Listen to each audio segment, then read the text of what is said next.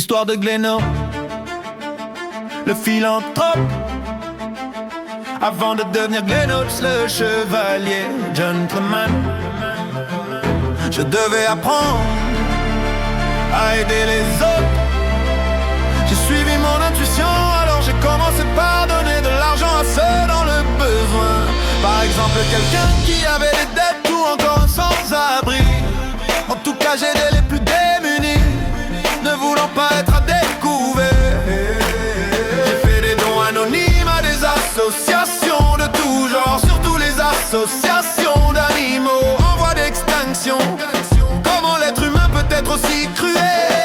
Si c'était Glénox, le politicien, où est-il? S'il les ferait payer pour tout ce qu'ils ont fait, mais je ne suis plus complètement heureux. Un jour, un enfant à qui j'ai donné de l'argent pour s'acheter à manger m'a demandé: pourquoi est-ce que tu donnes de l'argent à tout le monde? Je lui ai répondu: je suis un philanthrope. C'est quelqu'un d'altruisme qui aide les gens dans le besoin, soit par des dons ou du bénévolat. Mais sache qu'aider autrui, c'est prendre des risques. Mais ce n'est pas parce que tu as peur de prendre des risques que tu dois reculer. Car être altruiste, c'est avant tout aider les autres avant soi-même. Et les risques que tu pourrais faire face sont des choses que tu dois braver et surmonter, car ce sont les épreuves qui forgent une personne, et c'est ça être un philanthrope.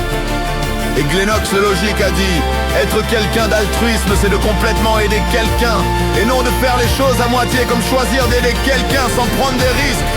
Car quand on veut vraiment aider, il faut être prêt à prendre des risques pour aider. C'est logique? Non! Philanthrope, c'est aussi donner des conseils qui serviront dans la vie à travers des actions ou en vidéo. Mais puisque je suis Glénox Veritas, celui qui dit toujours la vérité, je vais vous dire que Glénox le philanthrope s'était fait arnaquer, car la personne à qui il avait donné de l'argent n'avait en aucun cas besoin d'argent.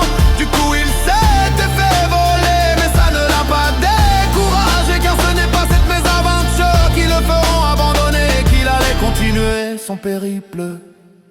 Vaya. C'était l'histoire de Glénox, le philanthrope.